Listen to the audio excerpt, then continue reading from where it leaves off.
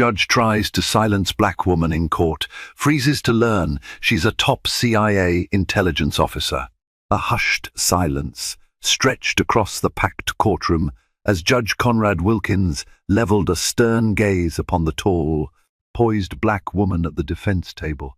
On the surface, it seemed like a straightforward hearing, another day of motions and testimonies inside the austere walls of the Washington, D.C. Superior Court. But something in the air crackled with tension.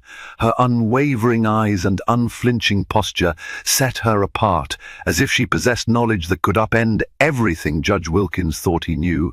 Little did anyone realize when he tried to silence her voice, he'd be challenging far more than a mere civilian. He'd be crossing a top CIA intelligence officer. The courtroom was bright and bustling. It was a busy day. The docket was packed with civil disputes, traffic violations, and pretrial motions.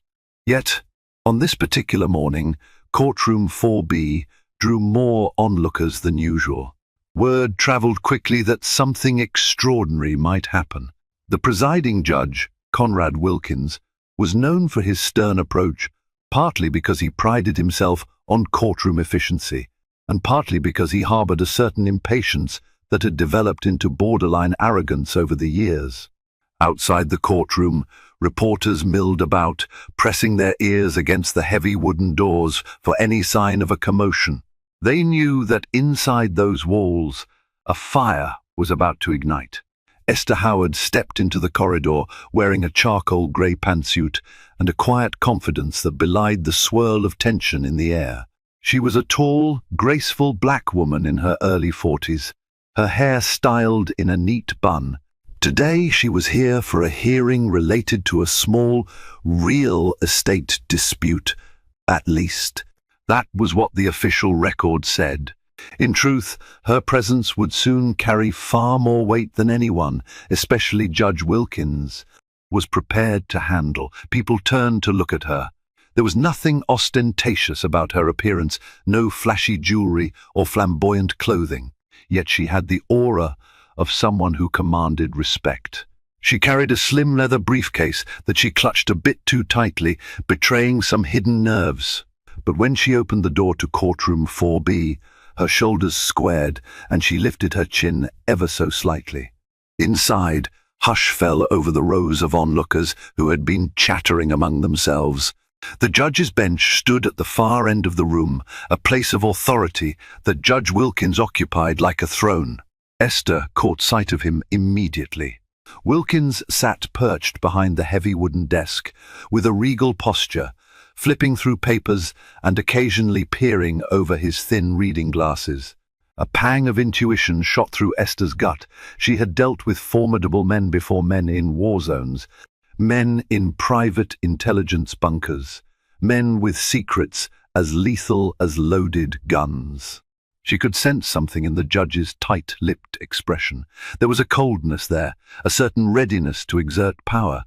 As she took a seat next to her attorney, a ripple of curiosity buzzed through the spectators. They couldn't know that, beneath her composed exterior, lay a reservoir of experiences that spanned continents, involved covert operations, and shaped global events. Judge Wilkins would soon learn that Esther Howard was no ordinary citizen, and that trying to silence her would unleash consequences more far-reaching than he could ever imagine. Judge Conrad Wilkins was a man who had always craved influence. Born in Boston to a lineage of Ivy League alumni, he grew up entrenched in an environment that prized achievement, particularly if it translated to power. His father had been a district attorney and his grandfather a federal judge. Wilkins followed in their footsteps with meticulous precision: Harvard Law School, then a clerkship under a revered Supreme Court justice, and finally an appointment as a federal prosecutor before he donned the black robe. He had ascended quickly through the ranks, earning a reputation for uncompromising rulings. Colleagues described him as brilliant but severe, praising his legal acumen while quietly acknowledging his sometimes dictatorial approach from the bench. Defendants who encountered Wilkins knew that if their arguments weren't airtight, he'd slice them apart with a scalpel-like intellect and then drive the final nail with his powerful gavel. Defense attorneys learned to prepare meticulously. The faintest miscalculation could sink their case. After more than a decade on the bench, Wilkins had been transferred to Washington, D.C. Superior Court. It was a station below the federal courts he had once graced, and if rumor held any truth, it was a demotion disguised as a lateral move. Whispers said that Wilkins had clashed with his superiors, likely those in the political arena, who believed the judge's harsh sentences and unyielding manner risked overshadowing justice itself. Though he rarely expressed frustration publicly, Wilkins viewed his new position as a slight. He believed that his talents were undervalued and that the system, which should have lauded him, had instead relegated him to lesser matters. Every day, he scanned the docket with a grim face, irritated by petty cases, longing for the complex, high-profile trials that once defined his career. Behind his formidable persona lay an undeniable bias. He believed he was an even-handed arbiter of the law, but in truth, certain prejudices shaped his rulings. He was particularly skeptical of defendants he viewed as unscrupulous outsiders, and was quick to muzzle attorneys or litigants who spoke out of turn. He disliked challenges to his authority, especially from those he deemed beneath him in status or intellect. It was precisely this mindset that steered Judge Wilkins into dangerous waters on the day Esther Howard appeared before him. From the moment he read the name Esther Howard on the docket, something about it rubbed him the wrong way. He saw she was representing herself alongside a seemingly fresh-faced legal advisor. He assumed she was just another defiant individual who refused to follow the conventional script, someone who'd slow down his proceedings and test his patience. That morning, Wilkins arrived in his chambers, determined to handle every case on the docket swiftly. He despised procrastination, believed his time was more valuable than that of anyone else in the courtroom, and refused to indulge extended arguments. He had garnered a reputation for cutting off anyone, be they plaintiffs, defendants, or counsel, if he felt their statements were irrelevant or long-winded. In his worldview, respect in the courtroom was a one-way street. You gave it to him, and if you were lucky, he might return a shred of it back to you. With a flurry of robes, he entered courtroom 4B that day with the intention to maintain total control. What Judge Wilkins could not anticipate, what all his training, experience, and connections in high places could not prepare him for, was that the unassuming woman he intended to silence carried secrets more potent than any he had ever confronted.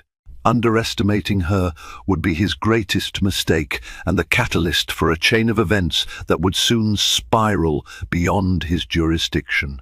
Seated beside her pro bono attorney, a mild-mannered yet determined young man named Marcus Jeffries Esther, Howard opened her worn leather briefcase. Inside were neatly arranged folders, each filled with documents relevant to the case. The dispute itself was trivial on its surface, a contested ownership claim on a small property in the outskirts of D.C. The building in question wasn't lavish, but it stood in a strategic location near a newly planned government facility. There was speculation among local residents about who really owned it and why it was so fiercely coveted. Esther had no interest in letting outsiders discover her deeper reasons for buying that property. She'd carefully chosen it as a safe house, a space that could be used if covert operations ever spilled over into domestic territory. She'd acquired it under a subsidiary name, part of a standard CIA procedure to secure unassuming assets across the country. Yet, the local real estate agent had made an error, recording the deed incorrectly. That error led to the present fiasco, a lawsuit disputing the legitimacy of her ownership. Normally, the agency's legal team would step in to sort out the mess quietly. However, Esther, who valued her autonomy in certain matters, insisted on personally overseeing the case. From the judge's bench, Wilkins cleared his throat. "Miss Howard," he began, his tone clipped, "are you and your attorney prepared for today's hearing?" Esther rose to address him. "Yes, Your Honor." "We state your name for the record," Wilkins interrupted, his voice carrying an edge of impatience. "Esther Howard, Your Honor," she responded calmly, his eyes flicked over her. "Miss Howard, I want to remind you that this court values efficiency. We're not here to waste time. We have many cases on the docket." "I understand," Esther said, her voice measured. She gestured to Marcus. "We have all the necessary documents to prove." Wilkins raised a hand sharply. "Speak only when I address you." "Understood." A faint murmur fluttered through the courtroom. Marcus looked uneasy, but Esther maintained her composure. Inside, a surge of frustration threatened to burn through her calm, but she'd been in far more volatile situations. This was small potatoes compared to high-stakes interrogations in foreign territories. She nodded, willing to follow protocol for now. Wilkins then turned to the plaintiff's side, a stout, older man named Harvey Rourke, who claimed that the property was his inheritance from a distant relative. Without glancing at Esther's documents, Wilkins asked, "Mr. Rourke, do you have a statement?" As Rourke launched into his complaint, Esther noticed how the judge leaned forward, giving Rourke his full attention. She recognized the tactic, a subtle favoritism, a display that he was listening carefully to one side while marginalizing the other. It sent a clear message that if Esther dared to interject, she'd be stepping on dangerous ground. Under normal circumstances, she might have brushed it aside. But Esther felt a storm brewing, a sense that today would test not only her patience, but also how far she would go to protect who she truly was. The courtroom's fluorescent lights seemed to glare down on the tension that simmered just below the surface. As Mr.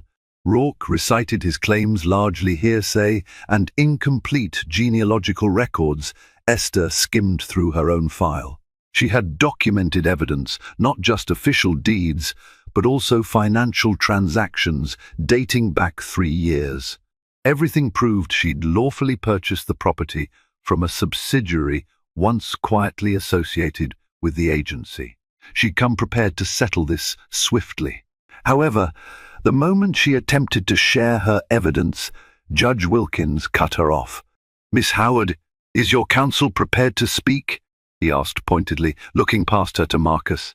The judge's tone suggested that he believed the proper channel for her input was strictly through her attorney. Marcus rose, adjusting his tie. "Yes, Your Honor. We have these documents." Wilkins held up a palm. "Save it for a formal presentation. I want to hear more from the plaintiff first." A collective, uncomfortable silence blanketed the courtroom. Marcus shot Esther a sidelong glance, silently asking if she was okay. She offered the faintest nod. This was no time to create an outburst, but she took a deep breath, reminding herself to remain steady. After another 10 minutes of Mr. Rourke's rambling anecdotal claims, Esther's patience wore thin. She stood up, politely clearing her throat. "Your Honor, if I may, Miss Howard." Wilkins narrowed his eyes. "Have you forgotten my instruction about speaking out of turn? I apologize, Your Honor. However, what Mr. Rourke is claiming directly contradicts the documented evidence we've submitted, and I believe it's critical." The judge's gavel hammered against the block, startling several spectators. "Sit down," he barked. Esther paused. The official record would mark the judge's rebuke, but behind that single harsh command lay an undercurrent of condescension. A less experienced individual might have melted under that glare, but Esther had faced warlords and terrorists. This was a man in a robe, brandishing a gavel, not a rifle. And yet, there was something about the blatant show of disrespect that caused a flicker of indignation behind her measured eyes. She lowered herself back into her seat, but she did not look away from Judge Wilkins. He returned her stare, perhaps expecting to see fear. Instead, he found resolve. The tension between them was palpable. A single misstep, a single word out of line, and Wilkins would make an example of her. Marcus tried to salvage the moment. Clearing his throat, he stood again. "Your Honor, I believe Miss Howard, and I can clarify these points. If you'd allow us a few minutes." Wilkins gave a brisk nod, letting out a small, exasperated sigh. "Proceed."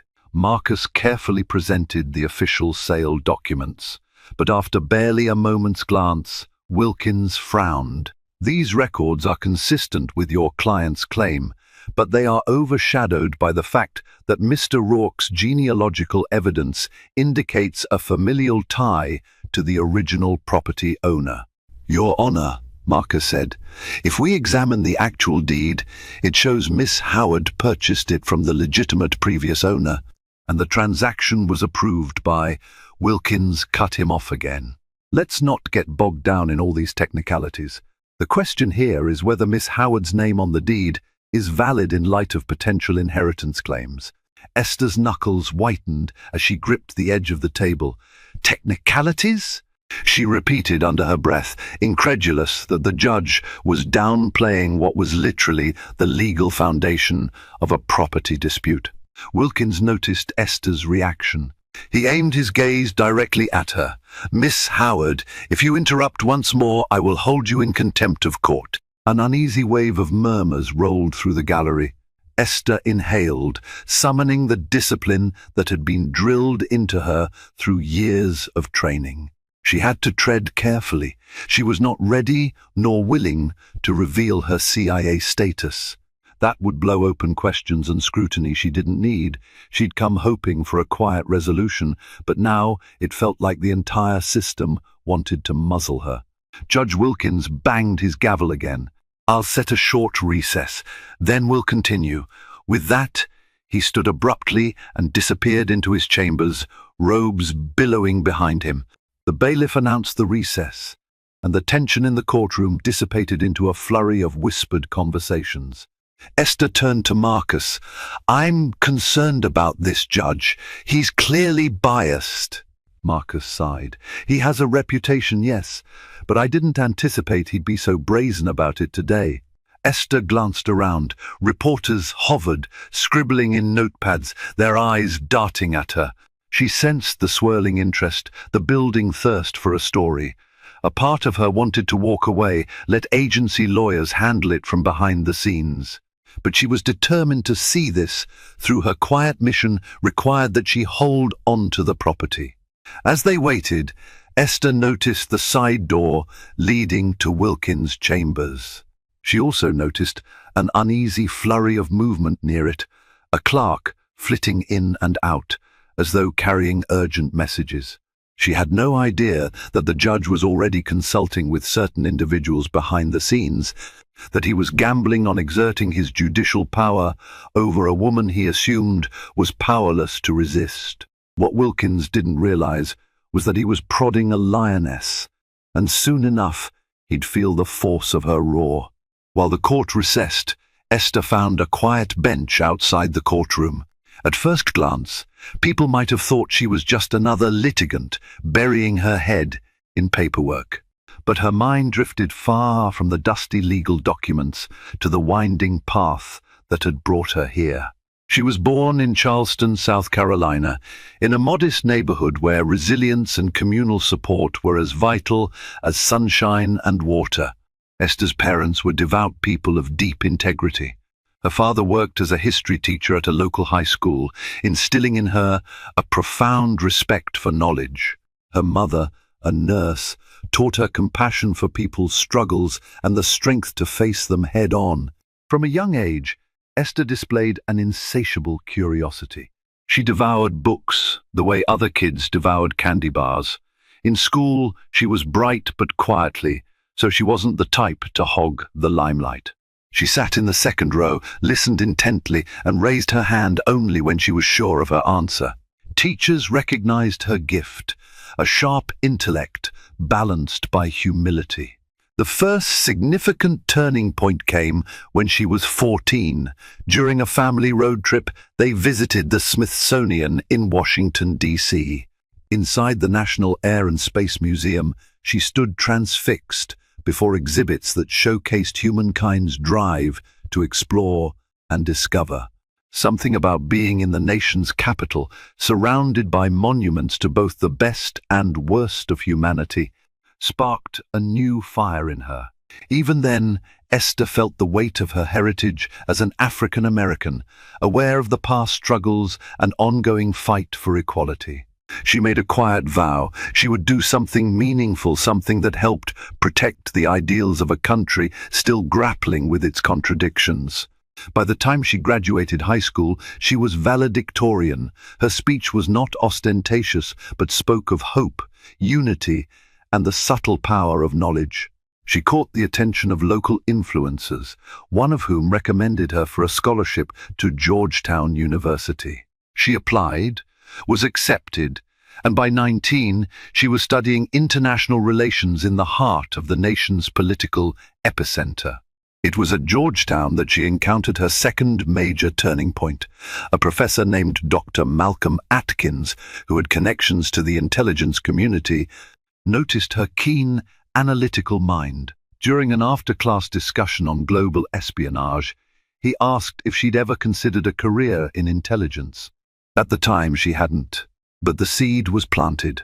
Shortly thereafter, she joined a special program that allowed select undergraduates to intern with government agencies. Esther found herself at the CIA headquarters in Langley, Virginia, over summer breaks. There, she was introduced to the structured chaos of intelligence work, unending streams of data, the thrill of piecing together scattered clues, and the sobering responsibility that came with each revelation. Esther excelled, surprising even veteran analysts with her ability to pass through murky information to uncover hidden patterns. Upon completing her degree, the CIA offered her a position as an intelligence analyst. She accepted, diving headfirst into a world that existed beneath the public eye, a shadow realm where alliances shifted as quickly as desert sands, and the truth was often tangled in multiple layers of secrecy. Her first few years were spent in the intelligence offices, mastering tradecraft. Eventually, though, the agency recognized her aptitude extended beyond desk work. She was adept at reading people, adjusting her demeanor to fit tense or delicate situations, and extracting crucial data through skillful conversation. She took specialized training courses, psychological profiling, cryptography, covert communications. She learned to defend herself physically, practicing Krav Maga until her body memorized reflexes that could incapacitate an attacker twice her size. Her ascension to a field operations role was unusual for someone who started as an analyst. But the agency had a habit of placing valuable assets wherever they'd do the most good. Over the next decade, she traveled extensively across the globe, Europe, the Middle East, parts of Africa, often working undercover. She dismantled terrorist cells, brokered clandestine deals that prevented rogue organizations from obtaining dangerous technology, and rescued innocent people trapped in the crossfire of global espionage. One operation in particular solidified her legend within the CIA. It was in Northern Africa, where a terror group had kidnapped an American diplomat. While negotiations stalled, Esther infiltrated the group circle by posing as an international journalist sympathetic to their cause. With careful maneuvering, she gained the kidnappers' trust just enough to gather intel on the diplomat's location. Then, coordinating with local forces, she orchestrated a daring midnight rescue. The diplomat returned home safely, and the perpetrators were arrested, their entire operation collapsing soon after. Word of her successes reached the highest ranks of the agency. She even met with William J. Burns, the real-life CIA director, on one occasion, who, Upon reading her commendations, told her solemnly, "Your work has saved lives, Miss Howard. Our country owes you a debt." Yet with each triumph, Esther felt the burden of secrecy grow heavier. She had to live two lives, one as a dedicated intelligence officer for her nation, and another as just Esther, a woman whose friends and family often wondered why she vanished for weeks at a time. Despite the challenges, she pressed on, believing in the mission's importance. But after years in the field, she requested a change in her operational status. She wanted to return to the States, put down some roots, and maybe find a semblance of personal normalcy. The CIA agreed, though they kept her on active status in case her expertise was needed. In her new role, Esther began investing her time and resources in a few properties across the country. The agency quietly encouraged it, seeing potential safe houses or quick drop sites in her acquisitions. Everything was discreet shell companies, quiet paperwork, no big red flags. The property in D.C. that she was now fighting for in court was one such asset. She never imagined that a simple mistake in a real estate transaction could escalate into a legal battle in open court. Nor had she predicted that a domineering judge named Conrad Wilkins would go to such lengths to silence her. But as she sat on the bench, her mind traveling across the tapestry of her past, she understood something fundamental. She had faced threats far deadlier than a hostile judge. And she wasn't about to let this man walk all over her rights, nor compromise her mission for a place she considered crucial to national security contingencies. When the bailiff announced that court was back in session, Esther rose, gathered her documents, and steeled herself. Judge Wilkins might think he held all the power inside those four walls, but he had no idea who he was dealing with or how spectacularly his day was about to unravel. The bailiff's voice echoed through the corridor, "All rise." Everyone in the gallery stood as Judge Wilkins returned to the bench. His expression was as rigid as before, lips pressed into a thin line, eyes scanning the room. It was as if he relished the hush that enveloped the courtroom, a tangible manifestation of his authority. He settled into his seat and tapped his gavel lightly. "We will resume the case of Rourke versus Howard. Mr. Rourke, do you have anything further to add to your statement?" The plaintiff stood and offered a few more details regarding his family's supposed claim, but his argument lacked any tangible evidence. It was mostly an emotional plea, referencing heritage and sentimental value. Wilkins nodded sympathetically, as if Rourke's unsubstantiated words carried weight. Finally, the judge turned a steely gaze to Esther and Marcus. "Miss Howard and counsel, I'm prepared to make a ruling unless you have something significant to present." Marcus hurriedly rose. "Your Honor, the defense has already submitted over 70 pages of documentation, which include property records, transaction histories, and even communication logs with the previous owners. We respectfully request that the court review these materials thoroughly. We believe they conclusively establish Miss Howard's rightful ownership." Esther watched Wilkins carefully. His body language read like a man who'd already made up his mind. She could almost see the wheels turning in his head, some mixture of annoyance and a desire to assert dominance. "Mr. Jeffries," Wilkins said, addressing Marcus, "the court doesn't have time to read every single page of your client's submissions. I expect concise briefs summarizing the essential points." "We filed a summary brief as well, Your Honor," Marcus replied evenly, refusing to back down. Esther decided to speak up, hoping a calm, rational approach might reach the judge. "Your Honor, may I clarify something about the nature of these documents?" Wilkins exhaled, clearly displeased. Briefly, she met his stare. "These documents aren't just random acquisitions. They trace the chain of title over the past 2 decades, showing exactly how the property changed hands. The last rightful owner sold it to me, and we have the notarized deed which," I said briefly. Wilkins' voice cut through the air. "You're repeating what your attorney already stated." If this is all you have, then we're done. Esther felt her pulse spike. The man was blatantly railroading the process. She saw no glimmer of fairness in his demeanor. Why would a judge be so dismissive of hard evidence in a straightforward property case? She forced her tone to remain measured. Your Honor, we request an evidentiary hearing so an independent review can be made. It's standard practice in a disputed title situation. The judge scowled. I find no need for additional hearings. You haven't presented anything that counters Mr. Rourke's genealogical claim. Marcus's mouth dropped open in protest.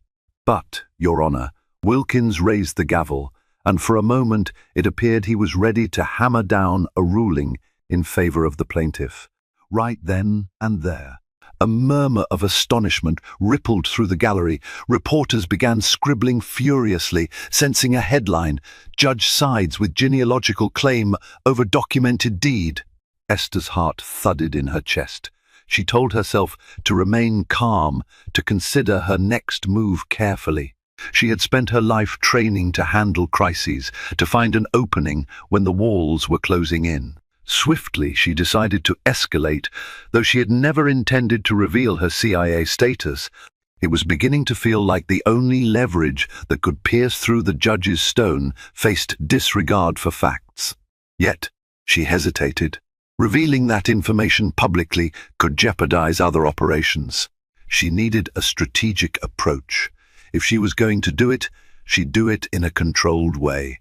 Taking a slow breath, she stood. Your Honor, before you make a final ruling, I request a moment to speak to you in private chambers.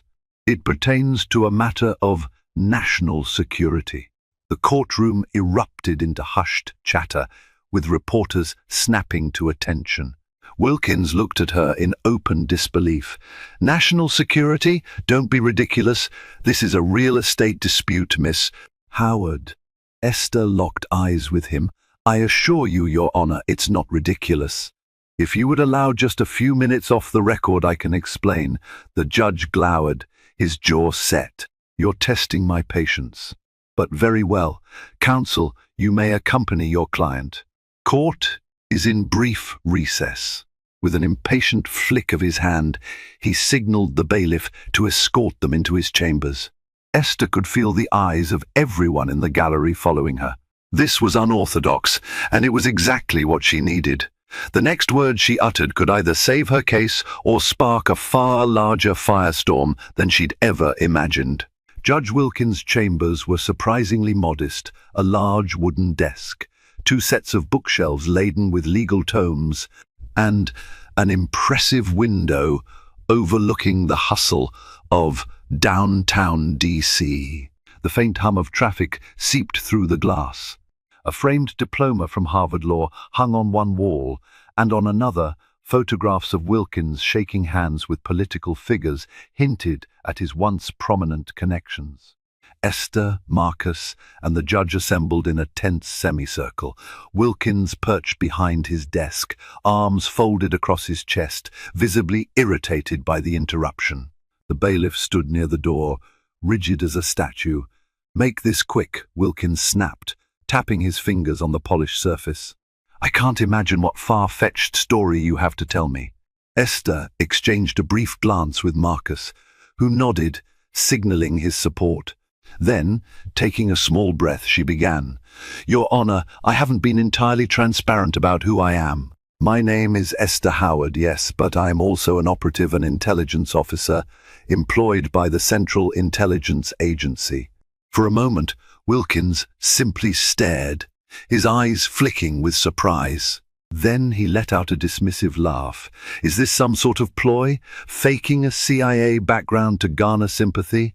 Esther pulled a small identification badge from the inner pocket of her blazer, a discreet, official CIA-1. She laid it on the judge's desk. It bore a scannable code, her photo, and the agency's crest. The bailiff stepped forward instinctively, as though uncertain whether to confiscate it or verify it. Wilkins' expression shifted from skepticism to dawning concern. He leaned forward to inspect the credential. This could be counterfeit, he said. though his voice wavered. Marcus spoke up, his tone respectful but firm. "Your Honor, if you contact CIA headquarters and request verification, you'll see that Miss Howard is indeed who she claims to be. We ask that you do so discreetly." Wilkins' eyes narrowed. He picked up the phone on his desk, hesitated, then placed it back down. He knew that making such a call would open a Pandora's box of formalities. If it was true, he'd have to treat Esther with a measure of caution. The CIA was not an organization to be trifled with. "Why didn't you disclose this earlier?" Wilkins demanded. Esther placed her hands behind her back, standing in the posture she had learned in countless government briefings. "Because I wasn't at liberty to. The agency's involvement in property acquisitions is typically classified. I had hoped this case could be resolved without exposing my role." The judge's mind whirred. He glanced at the bailiff, then back at Esther. "And why would the CIA want real estate in D.C.? Under your name, that information is compartmentalized, Your Honor," Esther replied. "But suffice it to say, the property in question is part of a strategy for safe houses and operational resources. Officially, I hold the deed. Unofficially, it remains an asset for the agency." Wilkins let out a slow, shaky breath. The arrogance that had dominated his demeanor in the courtroom seemed to falter, replaced by a swirl of calculations. If he defied the CIA's interest, he could find himself in hot water, both politically and personally. Yet his pride bristled. He hated being outmaneuvered. He cleared his throat. "Why mention this now? Because you were moments away from ruling against me without reviewing the complete evidence," Esther said quietly. "I have the documents to prove my ownership. This property matters to national security, and I'm prepared to involve senior agency officials if necessary. But I prefer we handle it discreetly, here and now." Wilkins drummed his fingers on the desk. He didn't doubt the possibility that a high-level phone call could land him in a storm of scrutiny. CIA meddling in local court cases was no trivial matter. He could find himself subject to an internal investigation or even censure. If it was discovered he'd knowingly ruled against CIA interests without due cause. A thick silence hung in the air. Eventually, the judge shifted his gaze to the bailiff. "That'll be all. Wait outside." The bailiff opened his mouth to protest, but Wilkins snapped. "I said, wait outside." With a polite nod to Esther and Marcus, the bailiff stepped out, closing the door behind him. Now it was just the three of them. Wilkins pinned Esther with a look. "What do you want from me?" "I want you to follow the law," she replied, her voice unwavering. "Review the evidence fairly. If you do, you'll see that the deed is valid. I'm no threat to you, Your Honor. I'm simply a government employee who needs a fair hearing." The judge swallowed, his Adam's apple bobbing. For the first time, the power dynamic had shifted against him. He realized that the tough persona he displayed on the bench might not suffice against someone with the backing of the CIA. He slid Esther's ID back to her, almost as if it burned his fingers. "Fine," he muttered, "but let me be clear, I won't be bullied in my own courtroom. I expect full cooperation." Esther accepted the badge and slid it into her blazer. "Understood." For a moment, Wilkins just sat there, grappling with the implications. Finally, he waved a hand. "Let's return to the courtroom. I'll allow more time for your evidence. But make no mistake, Miss Howard, I will not permit you to turn my court into a circus." Esther nodded, her lips set in a thin line. "Thank you, Your Honor." As they stepped out of Wilkins' chambers, she could practically sense the reporter's gaze intensify. Something had changed. Wilkins walked with less swagger, more caution in his stride. The stage was set for a revealing showdown, one in which the judge had learned a sliver of truth if he tried to silence her. Now, He would be crossing not just a litigant, but an agency with the power to break down doors he never even knew existed. When they re-entered the courtroom, the tension was palpable. Judge Wilkins took his seat, face visibly taut. He banged the gavel with more force than necessary to restore order. The hushed crowd waited, leaning forward, hungry for any hint of what had just transpired behind closed doors. "Counsel for the defense," Wilkins said, a certain tightness edging his voice. "You may present your evidence briefly, and I do mean briefly." "The court will allow this so long as it remains relevant to the issue at hand." Marcus nodded respectfully and began summarizing the key points from the property records. He directed the court's attention to specific pages that unequivocally established Esther's legal purchase.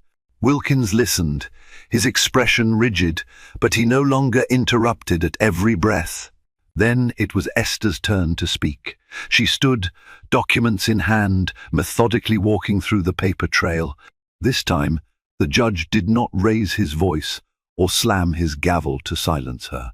He sat there, arms folded, occasionally rubbing a hand across his mouth in frustration. She could almost feel his anger simmering beneath the surface, directed not just at her, but at the circumstances that forced him to accept her testimony. On the plaintiff's side, Mr. Rourke fidgeted, clearly sensing the sudden change in the court's atmosphere. He tried to object, but Wilkins shot him down for being repetitive. Spectators exchanged knowing looks. Something significant had shifted, although they couldn't quite place their finger on the cause. Finally, Marcus rested his case, and Esther took her seat. Wilkins removed his glasses, pinching the bridge of his nose as though fighting a headache. "I've heard enough," he announced, his voice echoing in the silent courtroom. "This matter requires due deliberation. I'll issue a ruling by the end of the week. Until then, Miss Howard's claim to the property remains intact, and Mr. Rourke is barred from further action that would infringe on her use of it." An audible gasp rippled through the gallery. It was a dramatic reversal from the judge's earlier dismissive stance. The bailiff then declared the hearing adjourned. Marcus breathed a sigh of relief, turning to Esther with a smile. "We did it," he said, though his eyes betrayed curiosity about the off-record conversation. Esther gave a curt nod, packing her files. She'd succeeded in staving off an unjust ruling, but in doing so, she'd placed a target on her back. There was no telling how Wilkins would respond to being cornered. As the spectators trickled out, Judge Wilkins disappeared into his chambers without a word to anyone.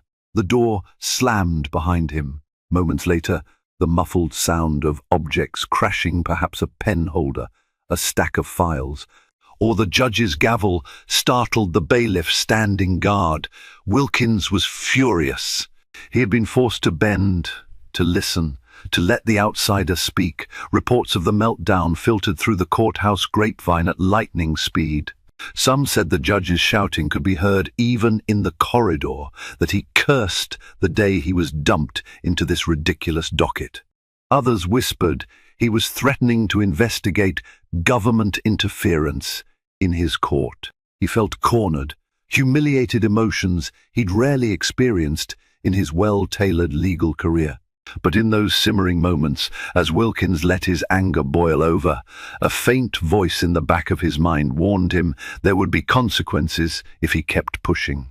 The CIA was not a faceless organization you could bully, and yet the judge's pride, like a wounded animal, urged him to lash out. The seeds of deeper conflict had been planted. The question now was just how far Wilkins would go to regain his sense of control. Word traveled quickly in Washington's legal circles. Within hours of the hearing, the courthouse buzzed with rumors. Some staffers whispered that they had seen Esther's CIA badge, describing the judge's face when he realized who he was dealing with. Others speculated that Wilkins might retaliate, perhaps by filing a complaint against Esther for misleading the court about her identity. That afternoon, while sitting in a small cafe near the courthouse, Esther sipped a chai latte and reflected on the day's events. The air outside was brisk, and she could feel the adrenaline that had carried her through the hearing begin to ebb away, leaving a mixture of relief and guarded apprehension. She was no stranger to stepping into high-pressure situations, but exposing her CIA affiliation in a public courtroom was a rare one she'd taken only to preserve the mission-critical property. Now, the dominoes were in motion, and she could only hope that the agency and the judge would avoid any catastrophic collision. Marcus joined her at the cafe table, coffee in hand. He leaned forward, speaking in hushed tones. "I don't mean to pry," he began, "but I have to ask what happens if the judge tries to push back. File an inquiry or, I don't know, cause trouble." Esther offered a wry smile. "We have protocols, Marcus. The agency doesn't like to draw attention to itself, especially not in civil court. It'll try to handle this quietly. Of course, if the judge wants a battle, he'll find himself facing some formidable adversaries." Marcus exhaled, shaking his head. "This is bigger than any pro bono case I've ever taken on. I'm just glad I'm on your side." The young attorney's words underscored the precarious situation. Esther was part of a powerful apparatus, but she knew the CIA's influence often operated behind the scenes. A direct standoff in the public eye could escalate quickly, damaging reputations on both sides. She expected the agency's legal department might soon intervene, sending quiet feelers to ensure Wilkins didn't cross certain lines. Meanwhile, behind the closed doors of Washington's other courtrooms and law firms, the tale of Judge Wilkins' meltdown and the mysterious Miss Howard took on a life of its own. Some attorneys laughed, saying the judge had finally met someone he couldn't bulldoze. Others, more aligned with Wilkins, murmured that she had manipulated him. They claimed she used her CIA status to intimidate the judicial system, though the truth was far more nuanced. As the stories circulated, the question on everyone's lips was what Wilkins would do next. He was notorious for his vindictive streak. If he felt cornered, he might push boundaries he'd never crossed before. Esther couldn't afford to underestimate him. She'd learned that even seemingly small opponents could become dangerous if they felt their power slip away. 3 days after the tumultuous hearing, Esther sat in a nondescript office building in downtown D.C. The exterior bore a simple plaque identifying it as a consulting firm, but inside, it housed an entire wing devoted to clandestine operations. This was one of the CIA's lesser-known satellite offices, a place where day-to-day tasks like legal documentation, strategic briefings, and operational planning were quietly orchestrated. She had been summoned by Director Edward Ross, the agency's deputy legal counsel, a wiry man in his 50s with a receding hairline and hawk-like eyes that missed nothing. Esther waited in a small conference room furnished with basic chairs and a rectangular table. A sense of déjà vu washed over her. She'd participated in countless briefings in rooms just like this all around the globe. Ross entered, flanked by 2 other individuals. Caroline Lee, a senior CIA attorney known for her tenacity, and Daniel Mercer, a high-ranking field operative who often coordinated sensitive domestic operations. All 3 wore expressions of measured concern. "Esther," Ross began, taking a seat across from her, "I'd say it's good to see you, but I wish the circumstances were different." She managed a small smile. "I didn't intend to drag the agency into this, but Judge Wilkins was about to rule against me, and the evidence was being ignored." Caroline Lee spoke up next. "We've reviewed the transcripts of the hearing, and it seems Wilkins was indeed heading toward a one-sided conclusion." She adjusted her glasses, scanning a folder packed with documents. We appreciate your discretion, but once your affiliation was out, it was out. This can't be undone. Esther nodded, feeling a pang of unease. I only revealed my status because I thought it was the best way to protect the agency's asset. Daniel Mercer, who had short-cropped hair and a military bearing, chimed in.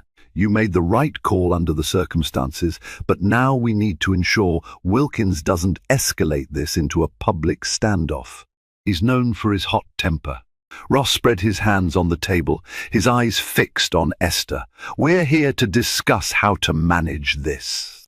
The director, and by that, I mean Director William Burns, is aware of the situation. He wants to keep this low-key. If Wilkins cooperates, we'll allow the case to proceed normally, culminating in your rightful ownership of the property. If not, he left the sentence hanging.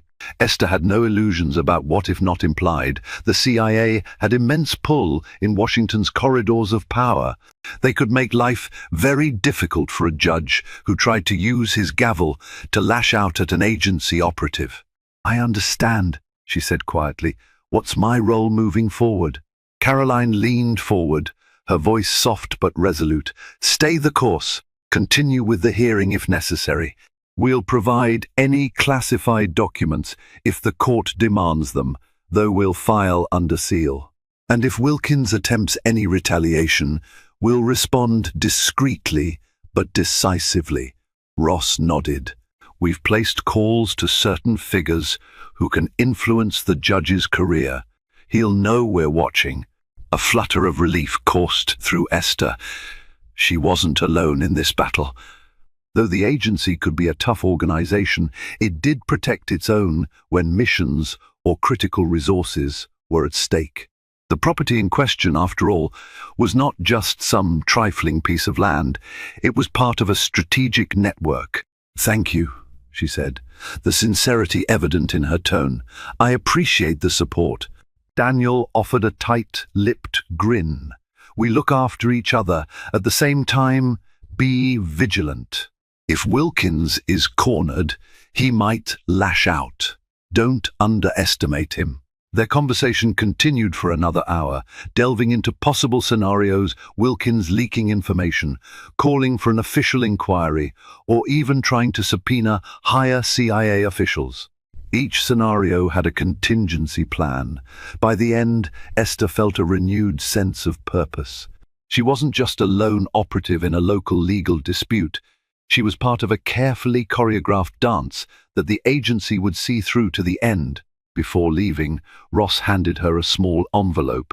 Inside was a direct contact line to a special liaison in case she needed immediate assistance. If anything changes, call that number day or night, he instructed.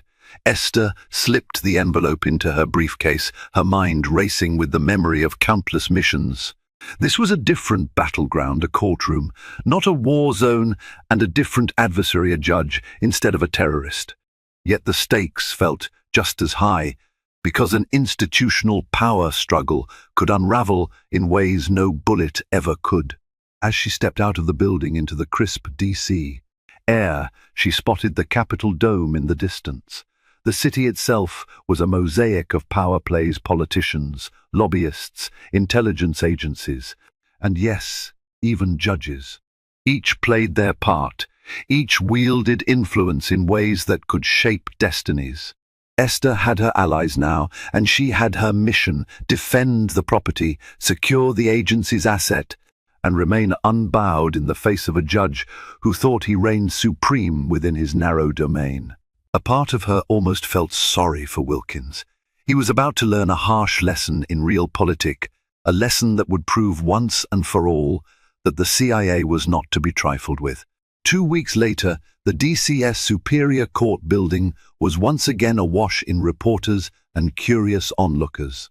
A rumor had spread that Judge Wilkins was being investigated for judicial misconduct. No one knew precisely which case had triggered the scrutiny, but whispers suggested it began after a complaint was lodged by an unidentified government agency. Inside his chambers, Wilkins felt the walls closing in, An independent panel had been convened to review his recent rulings, including the hearing with Esther Howard. There were allegations of bias and improper courtroom behavior. Documents had leaked. Anonymous sources claimed it was from concerned legal professionals who believed justice was being trampled under his despotic approach. Worse still, Wilkins' once friendly political allies were distancing themselves. It was as if they sensed a sinking ship. No one wanted to share the blame for his questionable conduct, particularly not with an entity like the CIA breathing down their necks. The judge spent his days poring over legal defenses, writing letters to old friends in power, begging for help. But phone calls went unanswered, emails ignored. In private, he fumed, convinced that Esther Howard and her CIA strings were behind his undoing. He railed against the deep state, claiming he was a victim of an orchestrated smear campaign. One afternoon, while locked in his office, Wilkins received a visitor, Karen Holmes, a representative from the Point D Commission on Judicial Conduct. A stern woman with sharp features and an impeccable charcoal suit, Holmes announced she was there to collect files related to his recent hearings. Specifically, she wanted transcripts of the Rourke versus Howard case. "Why?" Wilkins growled, leaning forward in his chair as though ready to pounce. Holmes remained unfazed. "Because multiple complaints have been filed accusing you of bias and unprofessional conduct. We need to see the official records to determine if there's sufficient evidence to proceed with formal charges." His face reddened, veins pulsing at his temple. "I conducted that hearing according to the law." The plaintiff had a valid genealogical claim. Holmes raised a hand, calm and resolute. "Your personal judgment is not in question here. Your behavior is." Wilkins felt his carefully constructed world teeter.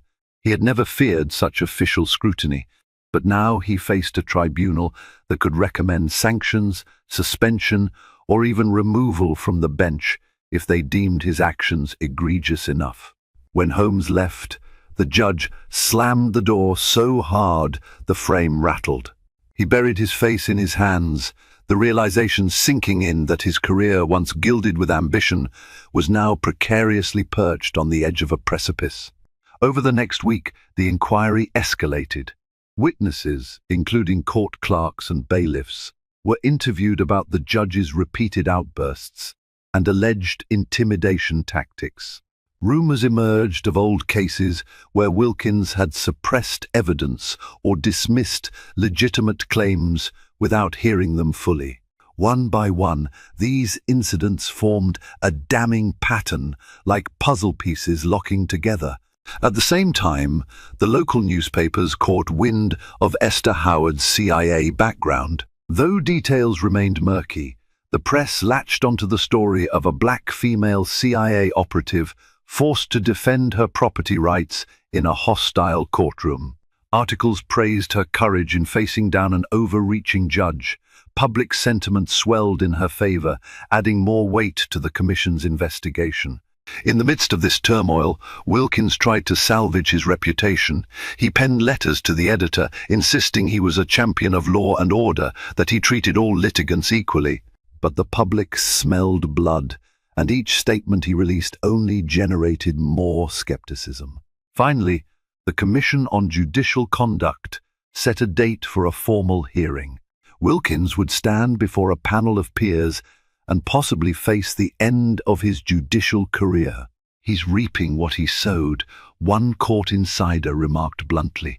For Esther, the turn of events felt surreal. She had never intended to topple a judge, only to secure her rightful property. But as she followed the news reports, it became clear that Wilkins' downfall was more than just a personal vendetta. It was karmic retribution for years of wielding his gavel as a weapon rather than a tool of justice. A few months after the Commission on Judicial Conduct began its investigation, Judge Conrad Wilkins was quietly removed from the bench. In a terse but pointed statement, the panel cited repeated instances of bias, improper demeanor, and failure to uphold the standards of judicial conduct. He would not sit in judgment again. Some speculated he might pivot to private practice or corporate consulting, but the stain on his name would be hard to erase. Meanwhile, Esther Howard stood outside the newly renovated property she had fought so hard to retain. The dispute with Mr. Rourke had been dismissed in her favor, largely due to the undeniable proof of her legitimate purchase. With the building now firmly in her possession, Esther felt a sense of closure. Though she hadn't asked for it, cosmic justice seemed to have balanced the scales, bringing down a tyrant while validating her own integrity. She glanced at the steel-reinforced door, a discreet upgrade ensuring the site would serve its function as a safe house if it ever came to that. In the basement, a specially designed room had been equipped with secure communications, courtesy of the agency. By outward appearances, it was just another modest structure on a quiet DC block. But inside, it now boasted some of the most advanced counter-surveillance features available. Esther's phone buzzed. A message from Marcus: "Congratulations on the victory. Let's celebrate soon." She smiled. She owed him a great deal. He had stood beside her, even when the judge's wrath threatened to derail everything. It occurred to her how valuable genuine allies were, not just in intelligence work, but in everyday life. That evening, Esther took a stroll by the Washington Monument, reflecting on the series of events that had led to Wilkins' undoing. She had once believed that the most perilous battleground was behind enemy lines in far-off lands. Yet this entire episode had proved that some of the fiercest fights could take place in the very institutions designed to uphold justice. Still on active status, Esther remained ready for the next mission. Life in the CIA was rarely predictable. There was always another global crisis, another clandestine operation demanding her skills. But for now, she savored the quiet triumph. This building, this city, and her place within it were secure. At last, she paused at the water's edge of the reflecting pool, gazing at the illuminated Lincoln Memorial. In the distance, the Capitol dome stood as a beacon of democracy's ideals. She felt a stirring of hope.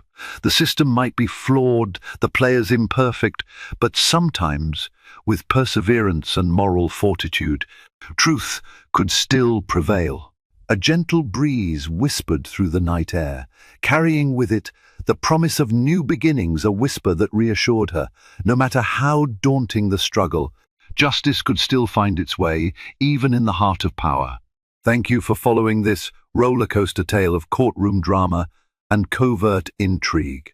From the charged tensions in Judge Wilkins' courtroom to the final victory that secured Esther Howard's property and her dignity, this story reminds us that power can shift when truth comes to light. We witnessed a formidable judge fall from his pedestal after trying to silence a determined black woman, only to discover she was one of the nation's top CIA officers. In the end, justice prevailed, bringing karmic reckoning to those who abused their authority. If you found yourself captivated by these twists and turns, please give this video a thumbs up, share your thoughts in the comments, and subscribe to our channel for more gripping stories. Your support helps us bring more content to life. Thank you for watching, and remember, sometimes the most unexpected battles lead to the most powerful truths.